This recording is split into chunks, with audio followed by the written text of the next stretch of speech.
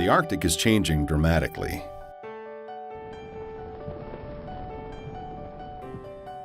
The polar ice cap is shrinking. This is giving greater access to the Arctic, but it's about more than just open water. These newly melted floes mean increased access for shipping, tourism, and natural resource exploration.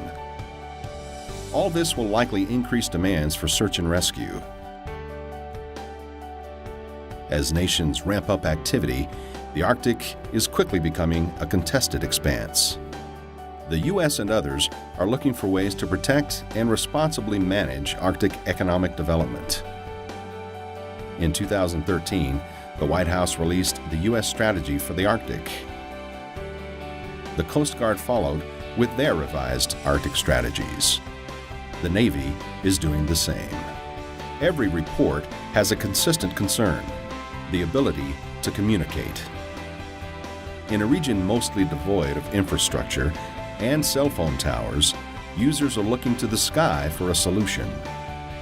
While most geosynchronous communication satellites don't cover the Arctic, the United States Navy Mobile User Objective System, or MUOS, is showing that it can. Not just simple voice communications, but secure, prioritized voice and data connections that work on the move.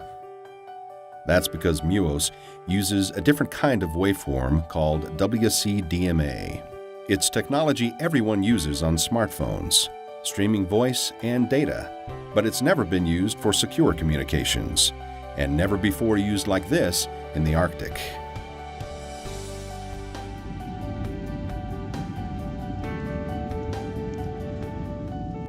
We're in Barrow, Alaska, getting ready to test MUOS at the most northern reaches of the planet. We're going to take a C-130 and fly to the North Pole and test the MUOS signal all along the way. MUOS is a geosynchronous satellite, so it's roughly speaking at the equator. And as we get farther and farther from it, it's going to look lower and lower in the sky to us. Somewhere just before the equator, it's going to dip down below the edge of the world. We theoretically won't see it anymore. But UHF radio signals, they actually propagate and curve a little bit, and so we actually think we'll be able to get signals really close to the pole. MUOS isn't required to perform above 65 degrees north. That's right around here, Fairbanks, Alaska. But it does, and we've been demonstrating that the WCDMA signal works much better than the legacy signal. MUOS is ideal to compare performance since the satellite has both a high-speed voice and data WCDMA payload as well as a legacy payload that's mostly used for voice communications. This allows us to simultaneously compare the effective waveforms given identical environmental conditions. The MUOS signal isn't just an aerial asset. Terminal users have just as good a connection on the ground, sending voice and data even while on the move. Let's go ahead and power on.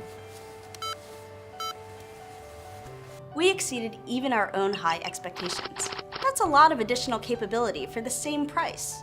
We're not done testing yet, but these experiments suggest tremendous operational benefits in a growing and important mission area. An additional feature of a geosynchronous constellation is the Antarctic should see similar benefits. What it all comes down to is Lockheed Martin delivering capability that users really need.